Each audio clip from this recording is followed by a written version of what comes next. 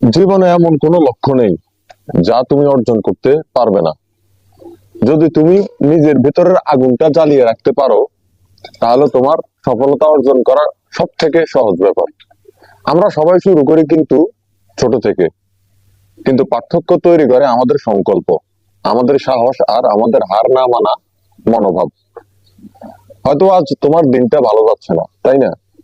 হয়তো সবাই তোমাকে সন্দেহ করছে, হয়তো পথটা খুব কঠিন মনে হচ্ছে, কিন্তু মনে রাখবে সবচেয়ে অন্ধকার রাতের পরেই কিন্তু সূর্য ওঠে। আর সবচেয়ে বড় সফলতার আগে আসে সবচেয়ে কঠিন বিপদ। তুমি যতবারই পড়বে ততবারই উঠে দাঁড়াবে। এই উঠে দাঁড়ানোই তোমার শক্তি। পৃথিবী তোমাকে সুযোগ দেবে না, তোমাকে তোমার সুযোগ তৈরি করতে হবে।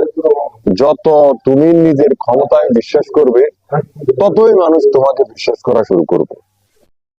তাই চেষ্টা করো, আজই তুমি উঠে দাঁড়াও।